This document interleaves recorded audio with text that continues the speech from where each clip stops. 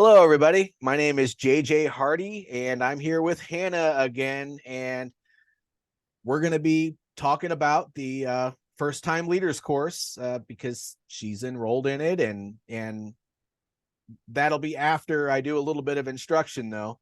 So one of the things in the first time leaders course that is one of the basics, what I call in the crawl stage, as you're going through the course, we talk about what it means to be professional as a leader. And I'm going to ask before I go into the instruction, Hannah, have you gotten to the professionalism and leadership already? Yeah. Oh, Yeah. cool. So that we can talk more about this afterwards then. But yeah, so Hannah is a financial coach, and she's awesome, by the way. She took a look at all my stuff and some stuff she was able to help me with, but guess what? Some of the things I had set up, she said, I can't help you. So honesty works. And so if you need to reach out to Hannah, well, not need, if you have if you don't have a financial strategy in your own life, you need to reach out to Hannah. Okay. So professionalism in leadership. What the heck does that even mean? Well, to me, professionalism is nothing more than the way you present yourself that best represents what you think your persona is for what you're trying to do.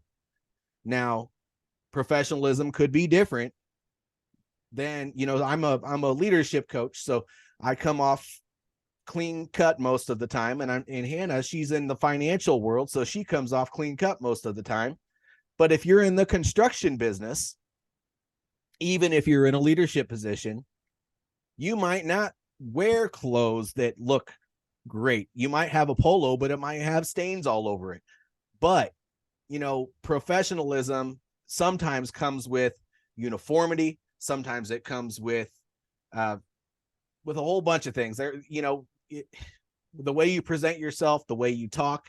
But the biggest thing about professionalism, in my opinion, is how you present your knowledge to your people and your company. So let's talk about that for a little bit. So Hannah, first of all, you went through this module in the course. Before I start going into details, what did you get out of that?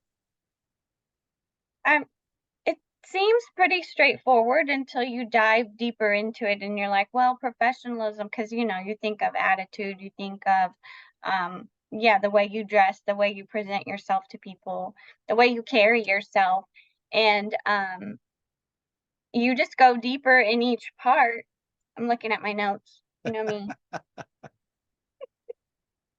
I liked speaking well. That was a big one to me. You said speak positively about and to the people in your workplace. And I always think of speaking positively to people, but about something like that took it to a whole nother level. So yeah, can we dive into that? Sure.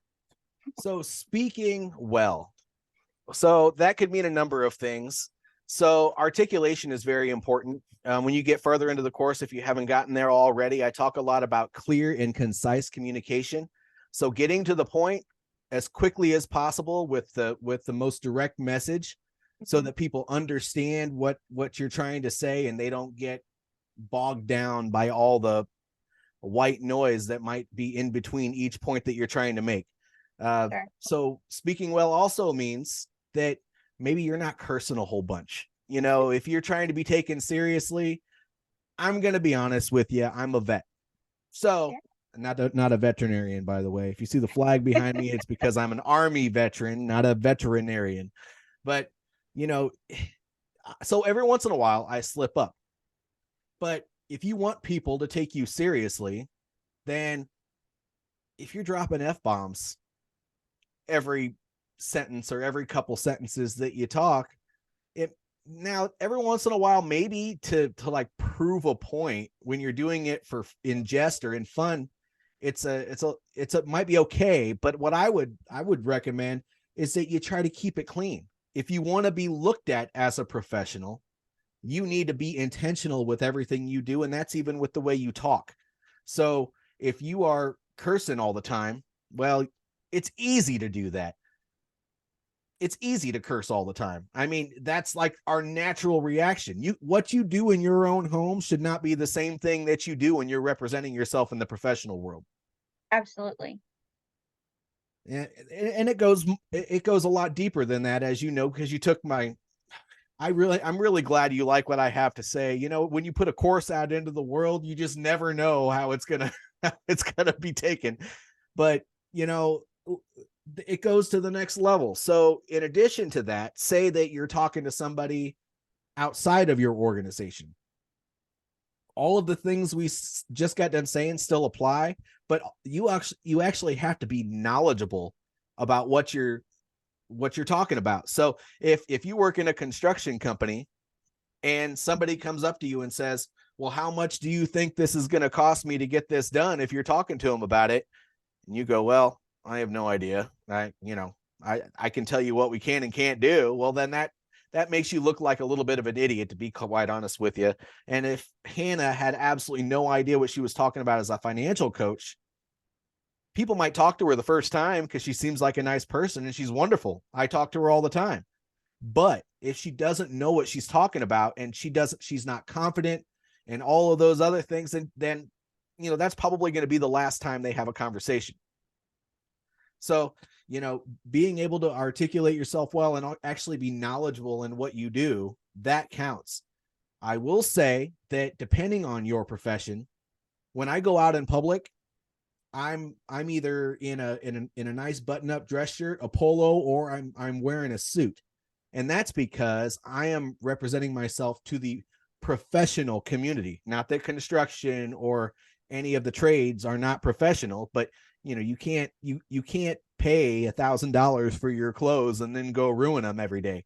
But if you were to be working in an office building where the dress code is t-shirt and jeans, and then you show up in a suit, you're probably not going to be taken seriously then either. So you really have to understand your environment and take it all in. And I want to take it one step further. So this is a pet peeve for me, and I might, Hannah, stop me if I do too much, please. Okay. But I am really big on email etiquette. So don't type in all caps. I hate that. I mean, if you don't know what that means, because some people, you might be in an execution level job, and then you move in to where you're now having to communicate that way, and maybe you don't know this. But when you type in all caps, it means you're yelling. You're hollering. Nobody wants to listen to somebody that's screaming at them. Okay? And so when you're typing that in an email or in a text message, you're going to lose your audience. I mean, if you're talking to one of your employees, they're going to be like, crap, what did I do? I mean, that's just going to be the first thing that they say. And then when they talk to you in person, they're going to be like, oh, I thought you were upset. And you're going to be confused too. It's unnecessary. Just don't type in all caps. And if you do regular communication, for goodness sakes, make a signature block. And that signature block needs to have a few very crucial things in it. First of all, it should have your name. Number one. Two, it should have the company that you work for. If you have multiple companies, feel free to put multiple companies in there. Three, it needs to have one or multiple ways to get in contact with you. And if you really want people to learn more about what you do and you have the ability to put a link in there, it's not a bad idea. The worst thing in the world is for me to get an email from somebody, and I absolutely hate it, is when they send it to me and it says, very respectively, Joe Snuffy. Who are you, Joe Snuffy? I don't know you. Thank you for sending me an email. I'm glad you're Joe Snuffy, but what do you do and how do I get a hold of you? Gosh, it drives me absolutely crazy. And phone communication, if you leave somebody a message, you know, it should have similar stuff in it that, you know, because when you check your voicemails, it doesn't always have your number there unless you have that fancy thing that, you know, it'll actually, you can push play and it has the phone number and everything on there already. I mean, not everyone has that. I have an Android and I can't stand iPhone. Hold it against me if you want to, but I don't care. But I love Android and it doesn't have that option. Sometimes it does, but I'm not paying for it. There's no need. I can listen to my voicemails just as easily as the next person. Anyway. You feel better? I do feel better. That is, Hannah, that is my biggest pet peeve. But it's hilarious because it didn't even occur to me. And ever since I went through that module, every email I get now, I'm looking for that signature block. I'm like, oh yeah, they don't have one. And so have you started saying, follow me, let's go? No, that's yours. I can't take your catchphrase. Okay.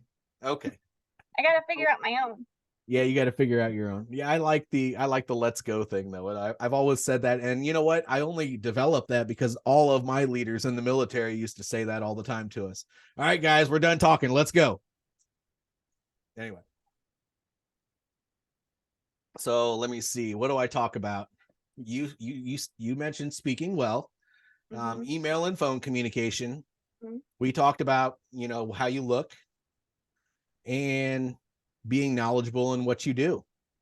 Yeah. I think that pretty much covers everything. Yep. Yeah. So that's pretty much it. But how are you liking the course so far? Are you getting anything out of it? Like I said, it's good. I've actually gone back through the first module instead of continuing on, just so that I made sure that I was understanding.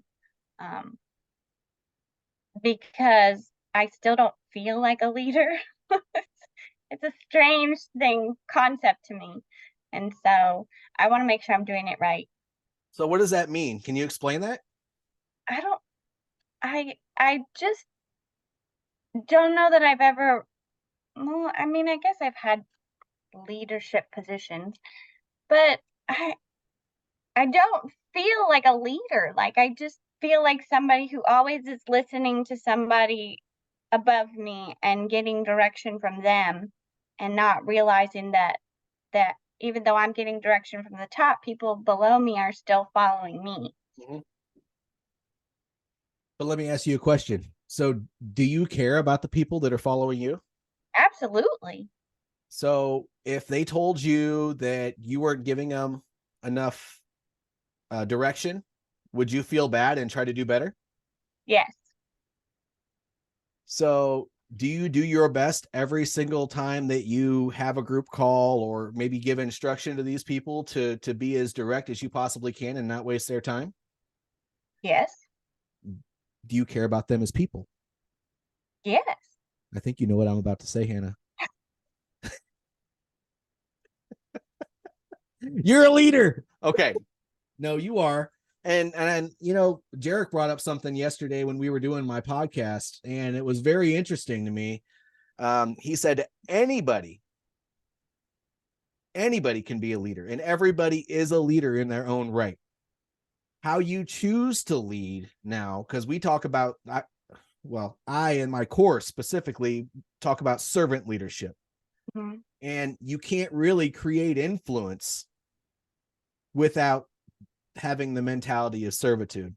But it sounds to me like you have that. And so even if you don't feel like it right now, you know, as you start building your teams more and more and more, I see how confident you are in your calls that you have with your people and stuff. It's really, really good. And, you know, it takes that to really gain a following and be able to influence the decisions that your people are making. Because at the end of the day, you don't want to tell them what to do. You want to provide instructions and let them kind of create their own way. And I think you do that. So it's a beautiful thing. Leadership is a fun topic. It's also important, and nobody really talks about it in most businesses, especially under 500 people. Yeah. I know you're lucky enough to have people in your organization that do it all the time. Yeah. So, And I think that's what really brought it to mind because, like I said, I've worked all sorts of jobs and I've just never been, I guess, given the opportunity to even be told that, hey, you're in a leadership position and these are the things that you need to do. It's not widely talked about. I think people view a leader as somebody who's in charge, not somebody who cares. no, I think you're right. And there is a very distinct difference between somebody who's in charge and somebody who's a leader. So I always say that bosses, managers, whatever you want to call them, they focus on tasks and statistics, but it takes a leader to understand the person, the human element to what you're doing and actually care about the people and take care of them and actually want to know more about their needs so that you can help them meet their goals on a day-to-day basis. If you go through the motions and just constantly you're just passing down information that you're receiving from your higher ups and you don't really take the initiative to get to know your people, understand their strengths and weaknesses, know who they are as a person, kind of take notice of who they talk to at work, and really understand their goals and help them accomplish those things, then you're not leading them. You're just going through the motions. Mm-hmm. And going through the motions will only get you so far. Eventually, you're just going to have people sitting there listening to you, kind of checking their phone and looking at their watch and waiting for you to finish talking and then moving on. But if you truly care about these people, then they're always gonna they're gonna want to hear everything you have to say because you're treating them like people. It's almost like having a friend, except for there's a fine line you got to draw there because they're your employees and or your team or whatever you want to call it. Mm-hmm. Yeah. But I appreciate the distinction that you have made and that you're trying to teach through what you're doing. It's a lot of fun. It's been beaten into my head for my whole adult life. And the military did it. I took courses outside of the military, gone to places like the University of Pennsylvania.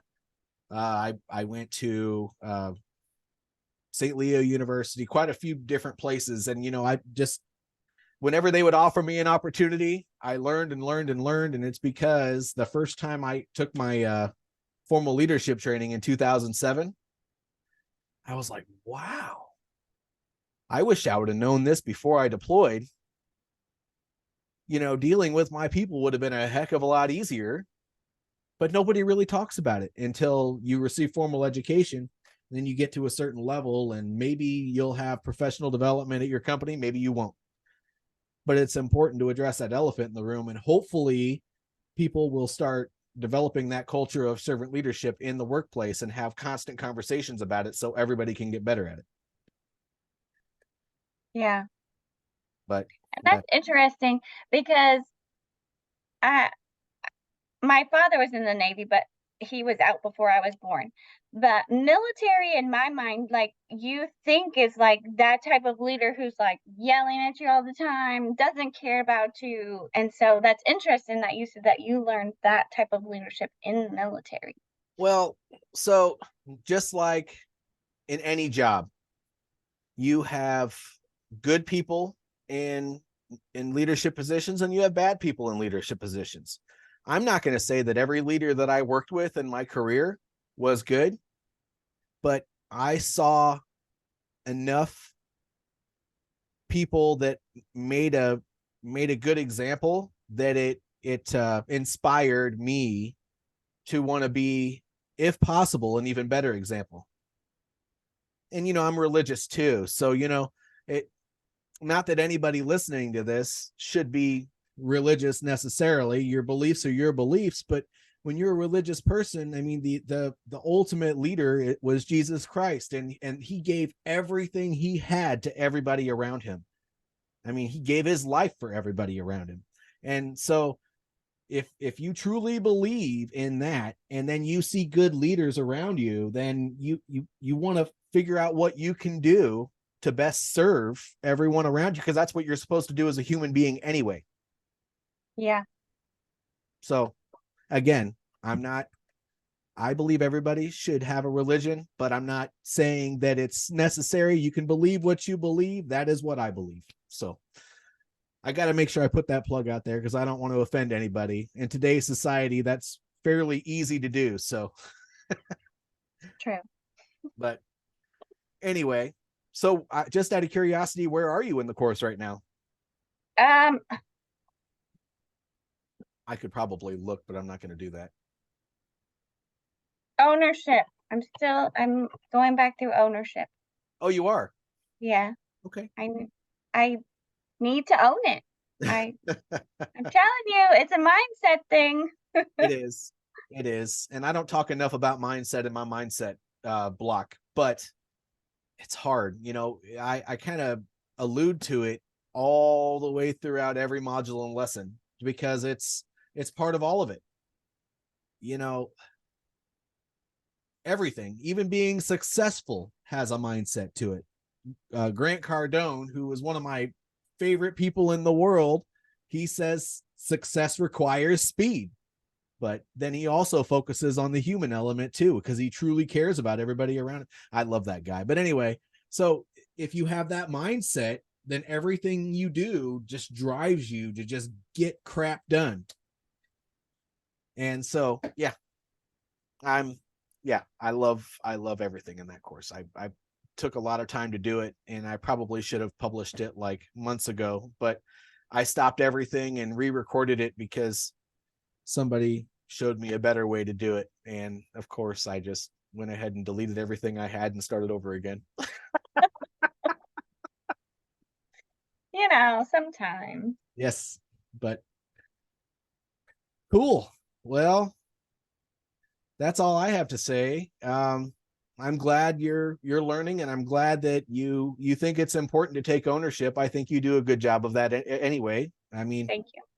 as far as me studying for my licensure, I probably need to take more ownership with that, but I'm getting ready to hire a team, and that will free me up to do a lot of things. So That's awesome. Are they going to be local or are they nope. going to do remote?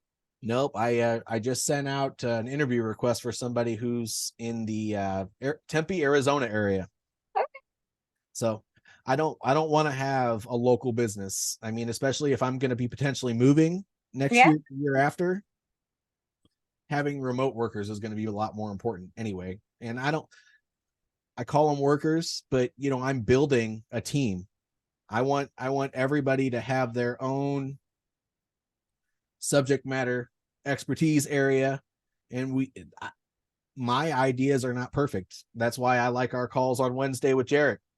But if I have my own team that only focuses on my business, and then they go out and execute different stuff, and these guys are already experts in their field, guys and gals, then growth is going to happen like that.